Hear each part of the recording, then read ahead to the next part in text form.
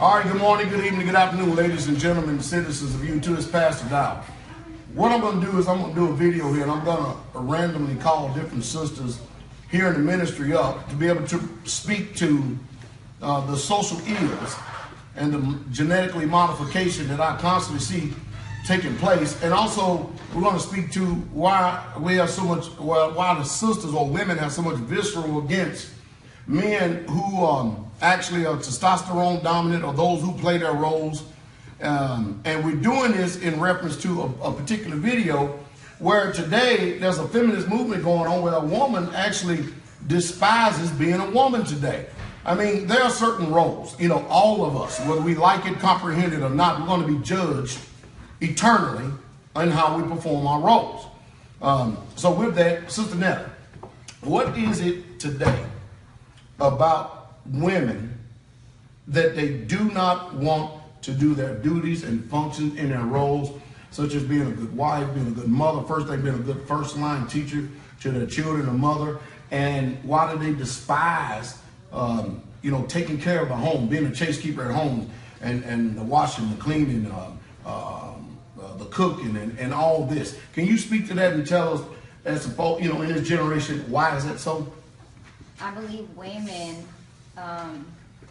when they go to school, they are being prompt to go to college and attain a career that is gonna like solidify who they are in life. It gives them a position, it gives them credit before other people to present themselves as either a doctor, a lawyer, a teacher. And these titles are very important to women. Why? Because it just communicates to the world that they are important, they're needed, that they are valuable in the society that we're in. A stay-at-home mom is not recognized publicly. If somebody says, so what do you do for a living? I'm a stay-at-home mom. Oh, interesting, that's it. The conversation just ended. Because it's not valued? No, it's not valued. There's nothing about being a mom that is being promoted as a beautiful thing, a righteous thing. You're downplayed. Most women are not seeking to be stay-at-home moms. They could be wives and mothers, but they want to still have their careers. They want to have a job. They want to make their own money because it's all about position and power. Okay. If I'm a woman and I'm married and I have a job and I'm bringing my own income, that means that I have much say-so at home. I am not just depending on husband to make all the decisions because he's the breadwinner. I also contribute. So if I contribute, I also have a say-so. That gives me power. And women have been taught in the society to have that kind of power for themselves. And once they come into a relationship with a man and become wives, they do not want to relinquish that power. So, I mean, I hear exactly what you're saying, and all that you're saying is true, but what we're watching is we're watching culture being redefined then. Because it's been since the inception or the beginning of the world that men were supposed to go out and actually, you know, bring home the meat. And the women are there to actually to cook and to be chase keepers at home. And with this, we're watching something take place. We're watching a paradigm shift. Because I've been pastoring for a long time. I deal with a lot of people, a lot of marriage issues. And without scrutiny, apology, whatever you want to call it, I see the same problems systemically all the way across the board. And the problems is that there's a mindset that is set not only in the man, but there's a mindset that is set in the woman. Because the woman you just got finished describing that chases career and forsakes the highest calling in the universe, which is motherhood. And if she is looked down upon by a career woman, are you following? And this woman that chooses to do what she was created for, which is be a mother, be a wife, be a mother, and a first line teacher to the children, then what we're going to have is we're going to have women chasing careers who are going to depend on somebody else to raise their children. Yes. And the influences of the world or the influences of anybody else, because we don't know who these people are, who are out there teaching these children in public school, private schools, or whatever level of education they're going.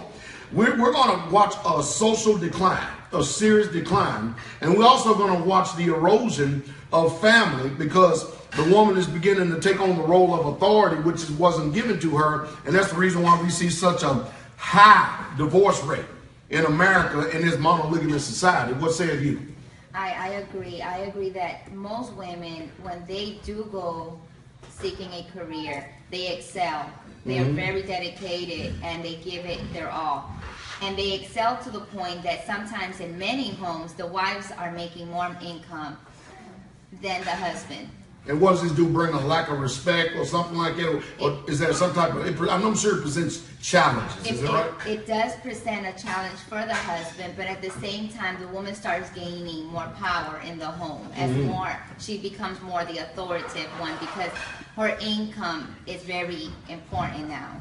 She's not just bringing a third or a fourth of whatever he's bringing, she's bringing more.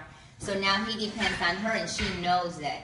And if he loses his job, then she can still control the finances of the home. Then he becomes a stay-at-home dad, and next thing you know, he's under her submission. You know, any way you see it, whether he stays working or does not, her working gives her that power. And I believe that women become very lack in their home as far as who they are. Their roles become put in the back burner. The children are now lacking their moms being there to understand, you know, what they're going through, how to teach them, how to raise them. And I remember as a young mom, because I was a stay-at-home mom, I became very frustrated at times because the women in the circle that I was in and the church that I was in, they all worked. And I was a stay-at-home mom, and like maybe 2 other moms were stay-at-home. Everybody else had either a job from home or a job that they went to, and I felt very left out. And I started to pursue my ex-husband at the time. I want to work. I would like to have a job too. And he was like, no, you're going to stay here and raise my children. I don't want my children with someone else. And I just felt like that was so unfair at the time. And I remember this older lady, one day out of the clear blue, tells me, this is seasonal. This is your time to be a mom. Embrace it and enjoy rearing your children. And I ran with that. And from that moment on, I never complained again.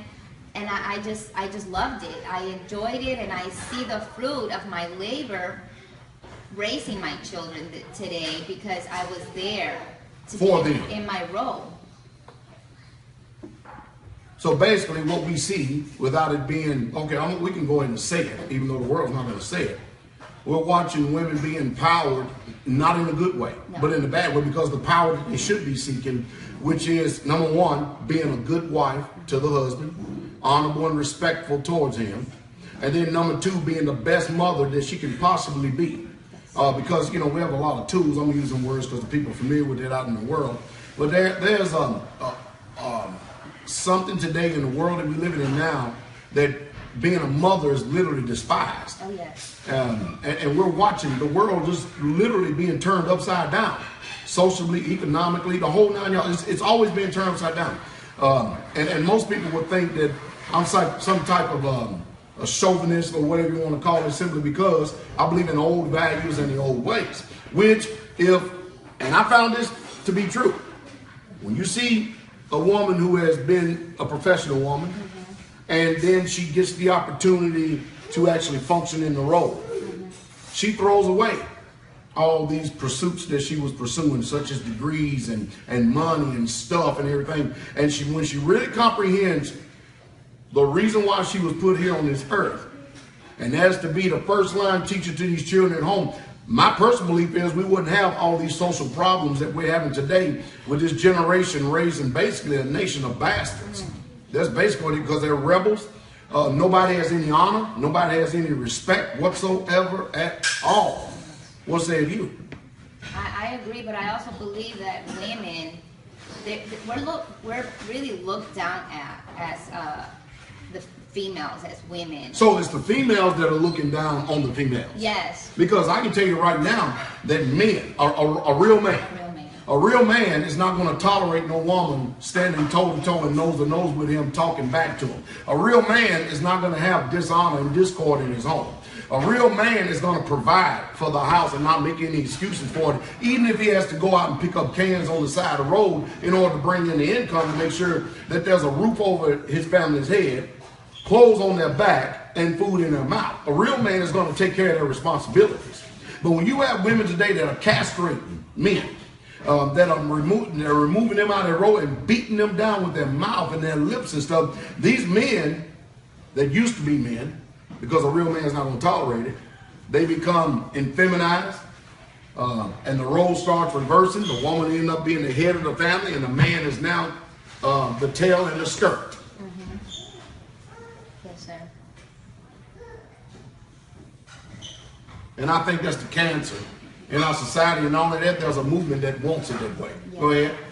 Women that are empowered with positions, money, careers, they look down at women that are chase keepers at home because they see it as weakness. That's weakness. We are under oppression. We don't have a say-so.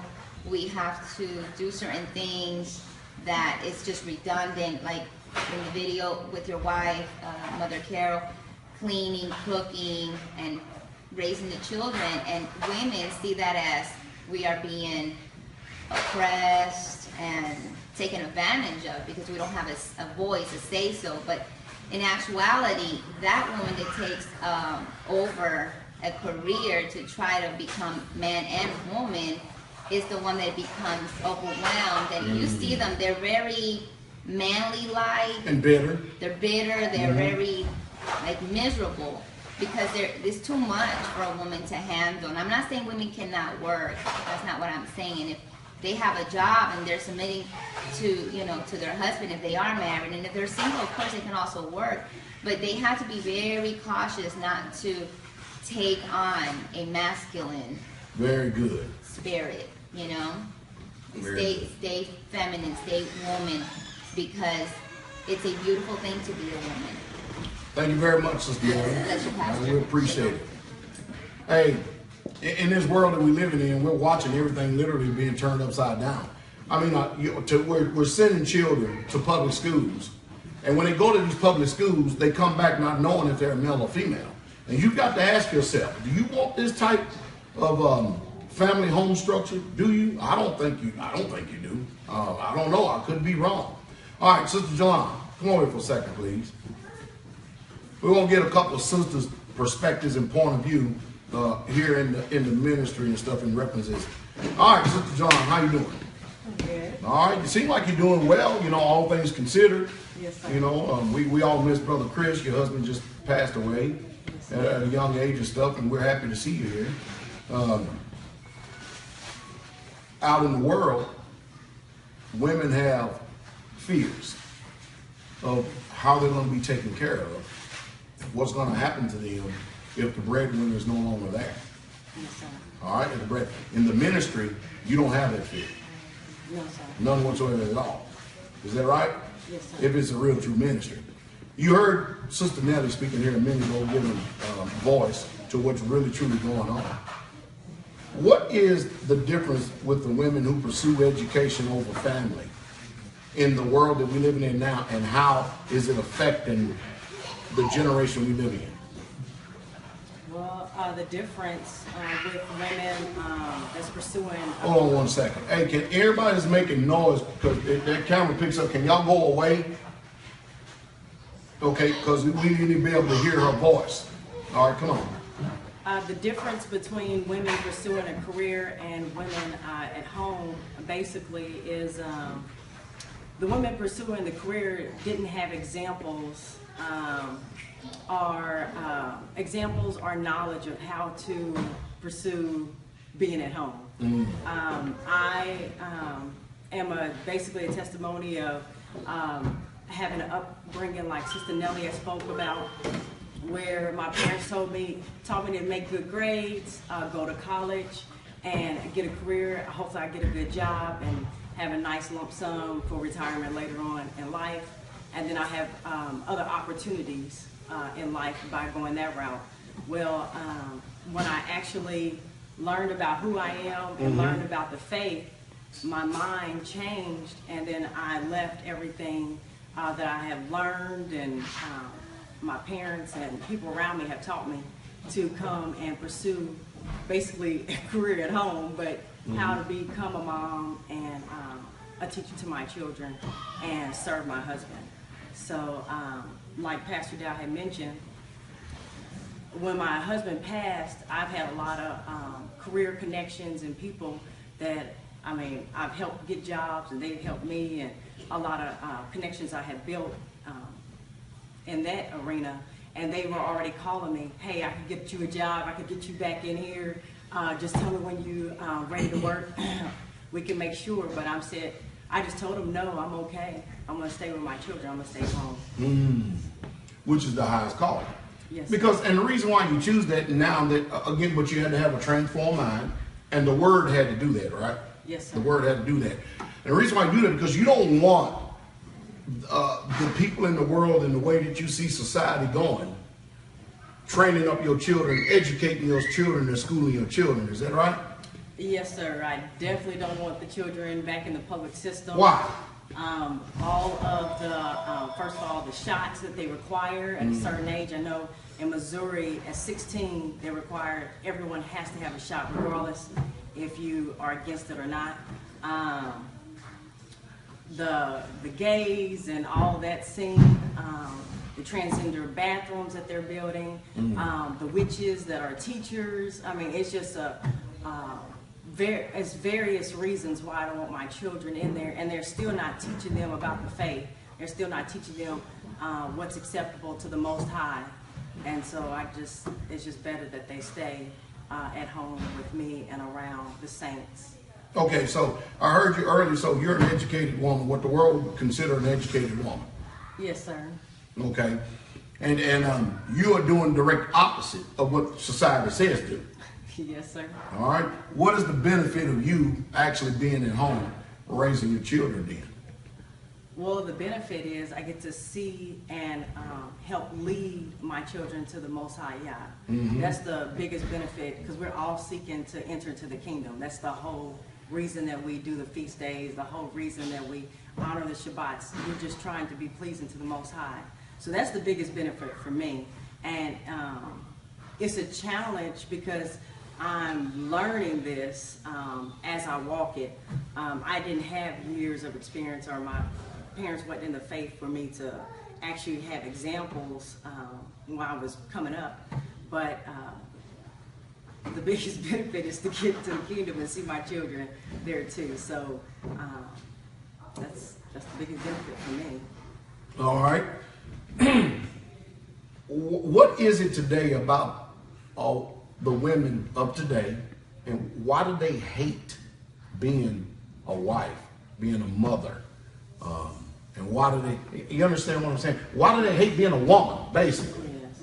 Well, just going back to what I said, it's the examples. They don't have them. I didn't see it. Examples are not there. Yes. All I was around was career educated women.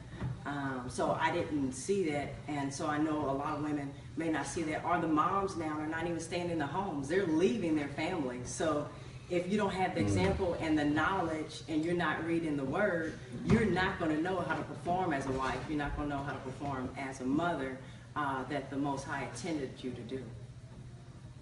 Wow. We see what the decline in society is then. We're basically seeing it. Yes, it's a sad situation. I can only hope that the people are listening to the words that y'all sisters are actually putting forth here. I'm going to hit this because women hate it. They hate it. A real man is not going to put up with a woman that is loudmouth, disrespectful, dishonorable, a back talker.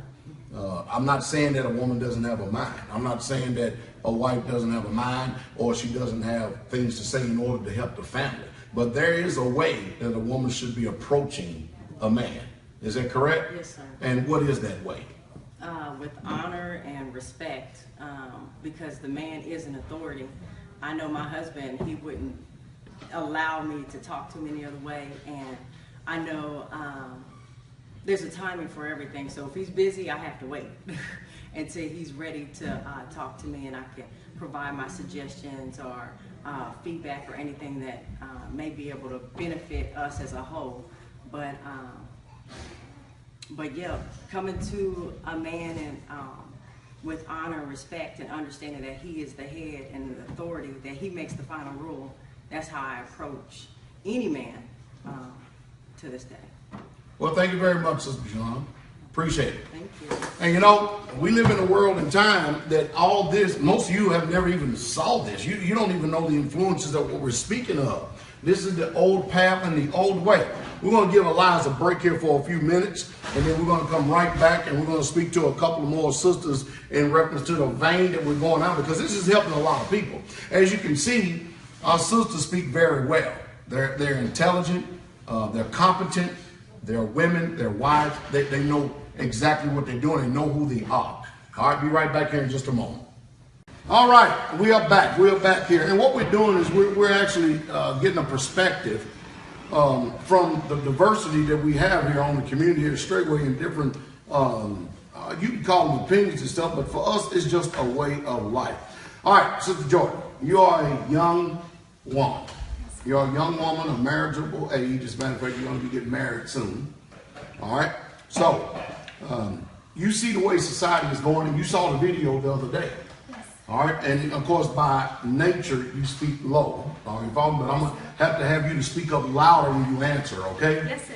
All right. You saw the attitude that that woman displayed. You heard what she said, and of course, you already know it's not true. Yes, sir. All right. So with that in mind, what is it that you see today, the reason why women despise being a wife or being a woman or functioning in a woman's role? Please speak up. Yes, sir. It all starts with the women, first of all, not desiring to teach their children, and they put their children into public schooling. And that's where it all begins. They teach the children and the young adults, the teenagers, that they can be anybody they want to be, both male and female. They teach that. And so much it has gotten to the point that the young people in America think they can actually change their gender and literally be whoever they want to be. And the women think, the young women are trained to think they can be just as good as any man. And with that being said, they think they can perform the role of a man, the jobs of a man, etc. And at that point, the way the society teaches it, to be on top is greatest. To have everyone underneath you serving you, that's what they teach. And so the women do not believe that serving is an honorable role like the Bible teaches, and they think being on top would be best. And that's where it all comes from. It starts in the public schooling. So actually what we're watching the women of today, we're watching the influence of a failed generation that came before it. Absolutely. And that's the reason why we have this behavior today. Okay, now you can speak to it, and you're speaking very well to it, because you are a product of that particular generation that has actually chosen a different path and a different way. Absolutely. You came up in public school. Yes, sir. And you heard me when you lived in Germany. Yes, sir. I believe you was 13 years old at the time, right? And it changed your whole course of life. Yes. Is that right? Yes, sir. And even to the point, of course, you're sitting right here with us now. And so I'm sure your dreams, your desires, and everything changed, number one, when you came to the Most High. Yes, sir. Is that right? What have you learned thus far since living here at Straitway about and maturing and growing up under the ministry? What have you learned about being a sister or being a woman? What I've learned what a joy it is to serve the saints. Actually being around them and being able to serve them. And as far as marriage, I've learned how much peace there is when you're in your role. And when you're serving your husband and you desire to make him happy, it will make you happy as well. The most peace a woman can have in life is to be in her role. And out in the world, they know that. They know a woman's role. The men know a woman's role, and so do the women.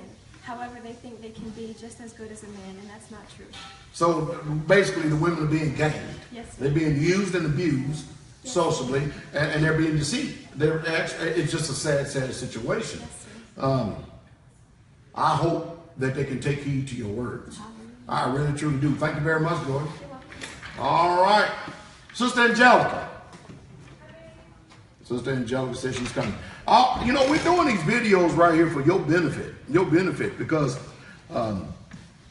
you're getting a difference of opinion. Come on in close, because it's already going to be moving the video all around. So, and you're by nature, you speak low, so you're going to talk up a little loud, okay, Sister Angelica? We're hoping that this helps, because there are so many people out there that's trying their best to remove the womanhood out of a woman by switching roles and making them men. It's just utterly ridiculous. So, Sister Angelica, you're from California. Yes, sir. Is that right? And you are an educated woman. Yes, sir. Is that right? You and your husband in the world, after world, so doing very fine. But even before you came to the ministry, yes, sir. you was doing very fine, very fine. You worked, right? You had your own career and everything. And what was your degree in again? Geography. Geography. So okay, so you have had a taste of both sides of the fence. Yes, sir. All right, a taste of both sides of the fence. How long have you been in the faith? About 5 years. 5 years. So, okay, you've done everything that the world says you should do as far as a woman goes. Yes, sir. And now you have totally renounced and denounced all that to do what the Most High says. Yes, sir. To love your husband. Yes, sir. To be a good first-line teacher. And I'm telling you, and I might say you're doing a good job. You're doing a very good job with your children. What is the difference with the mindset of the world, the way that they're trying to rear women to be, as opposed to the way that you should be as a woman in the faith? Well, before the faith, growing up, I had the mentality of the influence of watching television and movies. I would say, homemaker, I thought of Peggy Bundy. Peggy Bundy, Married with Children. Like how was that influence there? And then the shows of Desperate Housewives, or the Housewives of Miami Beach. I always thought housewives were more for your upper class. Mm-hmm.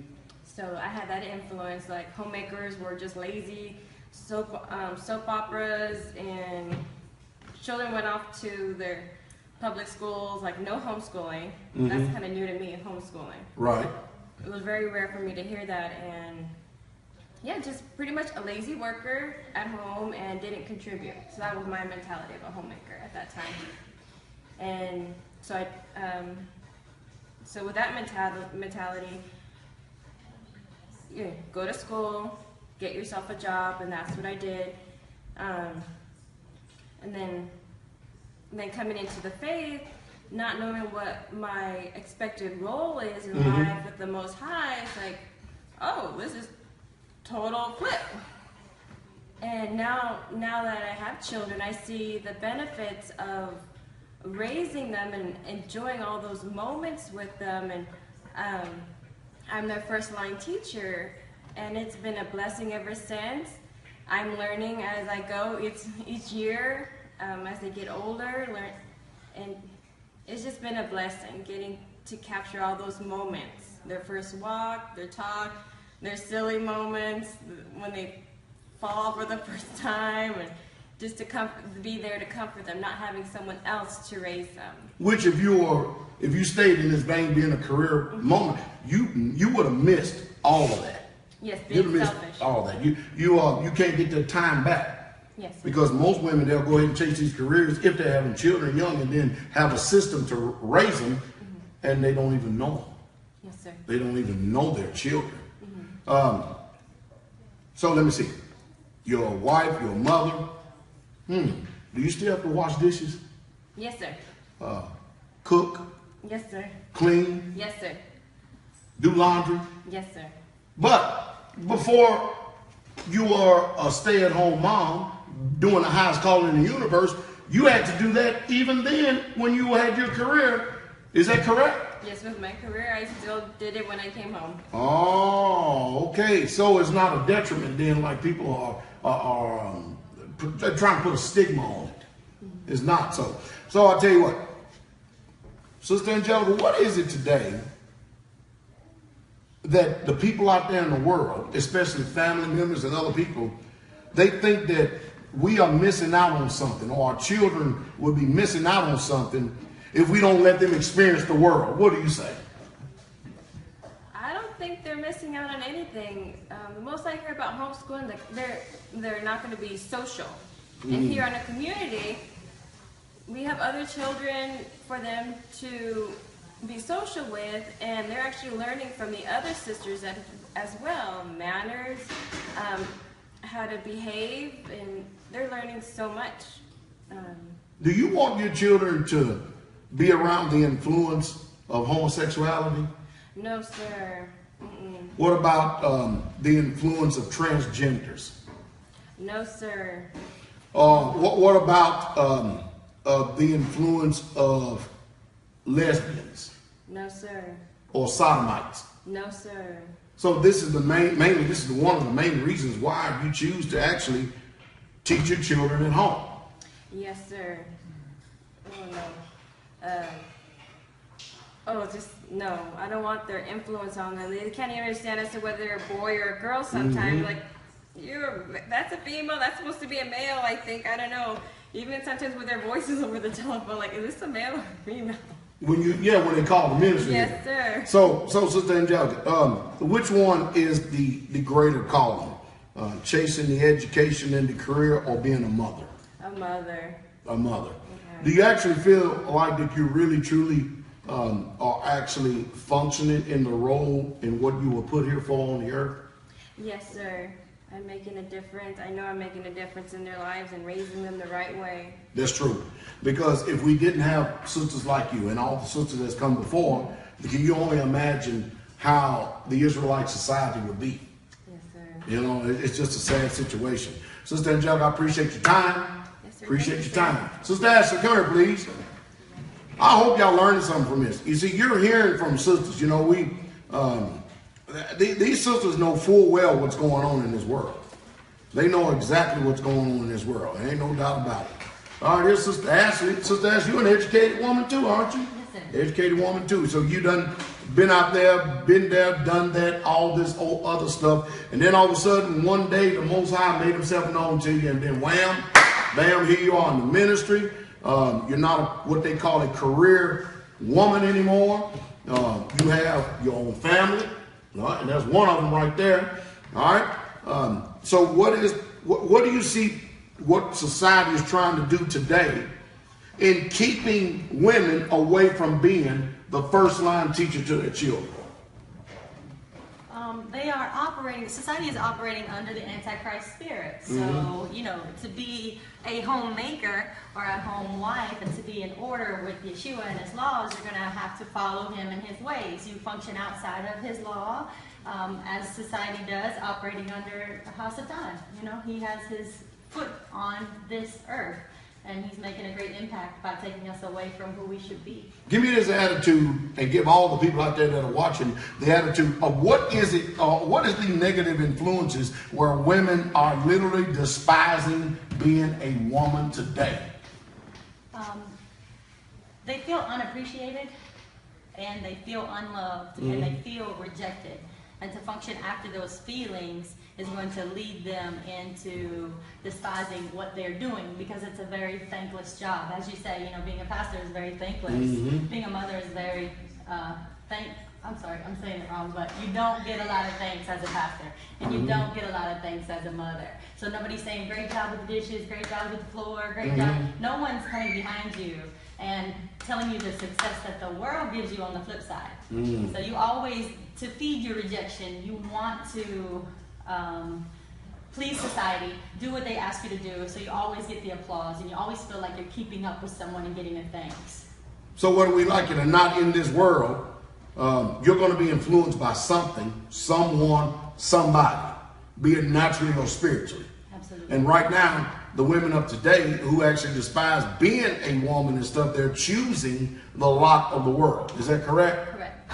Over the lot of being a mother. I think that being a mother is the greatest calling in the universe. Myself personally. Why are women so bitter today, and why do they want to pursue these ambitions and these goals and these dreams and forsake the reason why that they were put here? They're simply trying to be loved, period. Really? Their goal is to be loved by the man that may not love them, to be loved by the boss that they may not be their best at the job. It's always a trying to catch up, and you're always feeling behind. So to go back and sit in a house and to wash dishes and to serve and take the lowest estate, it's not going to happen for a lot of their minds, because they can't be content or be humble.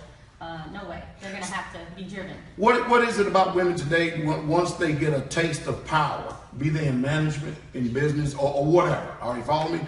What is it about that they, when they come back to the home, they don't want to relinquish that power or fall up under the authority, which is the man? This Shabbat, you had said that a wife or a man, a woman does not have the power and might that a man has. So they lean to other areas to pull their strength. If Sister Nelly her words were very well in the first part of the video, as long as you are dependent upon me, man, as long as you need me, then I can assume power over you. I can keep my lordship. If you need me to be happy, for the house to be happy, then I can be over you. If you need my money, then I can be over you. I see a lot of women today that they are literally offended, and they always point the finger at the man. He ain't this, he ain't that, he ain't this. Equally, when I turn around and bring a balance, I see women equally not doing what they are supposed to be doing. And what do you say to that? We study man, like you said in your preaching on Shabbat as well. We study the man and his whole in and out, the fiber of how he thinks and his response. We know him to the T. So if I'm with my husband, I'm going to study him and know him, and I'm going to know how to tear him apart. Because we don't have, women out there do not have the spirit of Yah, and they don't have the Messiah leading and guiding their thoughts and their minds. So they want to operate and function after the Hasatan, which is to tear him apart. And if I'm going to observe him, I'm going to observe him with the mind of the Hasatan, then I'm going to tear him apart with all his flaws, and I'm not going to be pleased. And I'm going to finger point, because it does take the judgment off of me. So the idea is just to totally remove the finger off you and the eyes off you and put it up on this perceived to be sorry man. Yes. Because the Bible says that it takes a wise woman to build a house, but a foolish woman will pluck it down with her hands. Yeah. So a woman that is a wife that will not support her husband, you can't expect a home of peace if the roles are reversed, and if the man is not doing his role, which is sole provider. Is that right? Providing for the home, being able to bring home the meat in order for, and the finances for the home to be able to take care of itself. That's another reason why women are challenged to actually tear down the man, because of the emotions and the thoughts that come with this. Being they the weaker vessel, they don't know how to hold their tongue and to build it up. So what they do is criticize, rather than actually figuring out a way how to support and uplift this man. Is that true? Yes, because I'm not going to change if he's not, and I can if he don't, and he's supposed to be my lead. The biblical principle, if applied, is that the unbelieving husband will be sanctified by the wife or by her chaste conversation. It speaks about... so the Bible puts it all right back up on the believing woman who has the knowledge and the truth. Of course, but interestingly, it never tells the man that if he can win his wife over by his chaste conversation coupled with fear. So you have power under the authority of the Messiah, operating and functioning like him. So to take away from that power, you're going to operate in another mind, under the Hasatan. Why are women so bitter today? Women are so bitter because we're victims. We're victims simply because we're even women, because someone has hurt us, someone has accused us, someone has raped us, someone has lied on us. I'm stuck in this situation because... But the majority of women, did they not put themselves in that position though? Yes, but we're master manipulators and master excuse makers. And so if I'm a master excuse maker, I'm going to learn how to deceive with my speech, and I'm going to always make anyone in my contact feel bad for what they've done for me. So y'all don't want to take personal responsibility for your own failures and your own faults. Is that correct? Correct. Everyone else needs to line up with my thought before I change. We're watching America. We see that it's a matriarchal society. There's nothing patriarchal about it at all. We watch a president now that's definitely patriarchal. And we're watching the kickback that he's getting from this society right here. What is it about this society that you despise in America and that you see, be it out there on the internet and the way you see women function against men and tearing their home down literally, or you see it in the world where you're watching women taking power as leaders of whole countries and everything else? What is it that you despise about that, and what do you see, what's happening with them that they don't see? I despise about America the selfish ambitions of the culture and the selfish exaltation of the women. Just because they have a voice, meaning the ability to speak, just as you and I were human beings, were given this voice, they believe that their opinion matters. And because they can say it, think it, or speak it, it needs to be expressed. So that's my despite. And what do I see happening with them is, most importantly, hell being increased and being enlarged to receive their souls. Well, you know, I've got a negative stigma out there by women. You know, my YouTube demographic speaks to itself. 80% male, 20% female. Yeah. And I always get it. When people come here, you can see it on their face, the distance and stuff, until they finally come to the community. And whatever picture that they had painted about Pastor Dowell, they found out I'm not that way at all. Sister Ashley, you've been around me for 10 years. Do I hate women? Not at all. Despise them? No, sir. Do I believe that they're pieces of trash to be used up and then discarded? No, sir.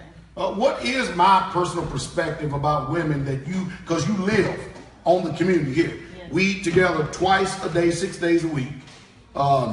We work together on the land. You know, meaning you got a job and a role to do as a sister here on the land. I have a job and a role to do as a pastor on the land. What is your eyewitness account of what you see about this ministry right here itself? You demand the men to respect the women because of their priceless value to the Father, and because of the role that we play. You believe that we need to be honored greatly. You know that we've operated opposite of how we should be functioning in the Messiah. So your speech and your tone is driven to perfect the people. But the example that comes to mind, Pastor, is when someone has conceived on the land or become pregnant by their husband, and you might say out loud to everyone, who is the most, what do you say, priceless, or who is the most special, valuable, that's what you use. Who's the most valuable one amongst us right now? And it's always the one that has conceived. So you value that. You know you can't bring children into the world without us, and with that and our teaching ability, you just really love to see us function the way that we are supposed to, because you've seen those who don't, and you see those who have. So I really don't have no personal hatred against women then. Absolutely not. But boy, I tell you, there is something that spits in their ear. Yes. I know it's got to be the way that I say it. Yes, it is the way you say it, because we, most Americans being raised by, as they say, baby, Mother Block said babies, kids, you know, you're raised by a child. A child raises another child, and another child raises another child, and you never really had a mother, and you never really had a father, and you never really had the manifestation of love through discipline. And if you didn't have the manifestation of love through discipline, it's going to be hard to receive your manifestation of love. It's going to come as hurt and reject, much like everyone in this world has already hurt you because you're a victim. So I don't have a personal vendetta against women, and when I speak on the negativity or the things I see that they're lacking, it's not personal. It's just because I'm looking for and expecting in a perfection, right? Absolutely. But at the same time, it's amazing because whenever I begin to speak about women, something blocks them that they think that I equally don't demand even more so out of the men. What is that block?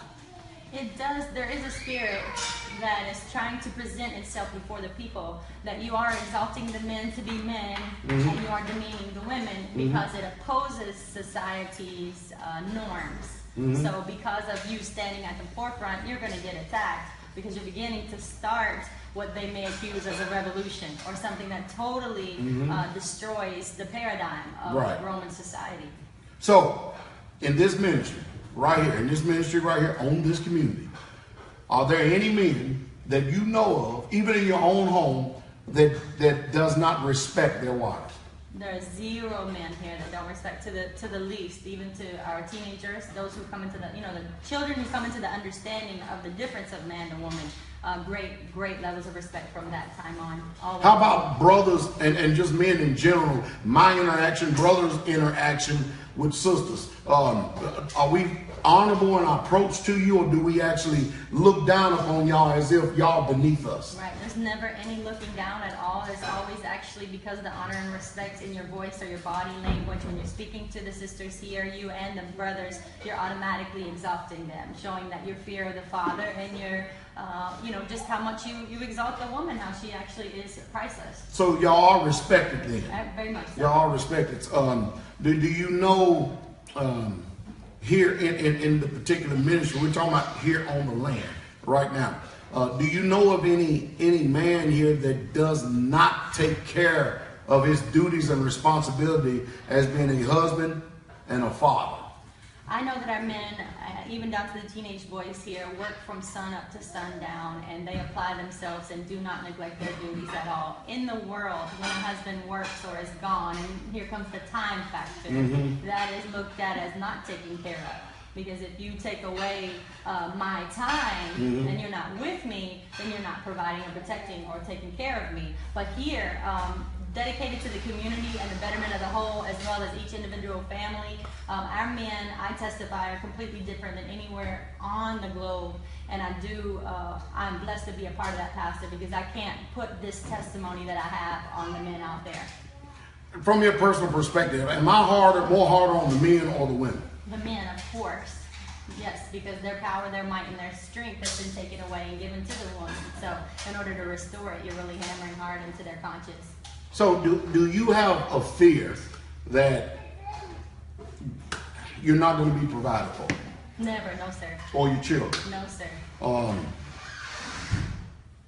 We have a structure, that's the reason why I believe in community. Now, you can tell I believe in it because we're doing it. Yes. You understand what I mean? Yes. But for instance, Sister Jalon, her husband just passed away, Brother Chris, 43 years old, strong Israelite man, on the prime of his life. Okay? Hypothetical situation. If your husband was to pass away, are you following me? Would you have to go out, find a job, and get it in order to make sure or to ensure that your family is provided for? No, and actually, Pastor, if I may share intimate, personal conversation between my husband and I, he's already told me and instructed me what to look for and given me commands that if something were to happen to him, this is the type of quality man that I should seek for. Not that that's his desire, because his desire is to be with me, but it just shows his purity, that there's no jealousy in his heart. And I most definitely wouldn't depart from my tribe or my people, especially holding honor to my husband's commands while he was still here. But I don't worry about anything. Yahweh has even promised his people that he'll never leave or forsake us. So even if I'm forsaken by any man or any loss, it always goes up the hierarchy.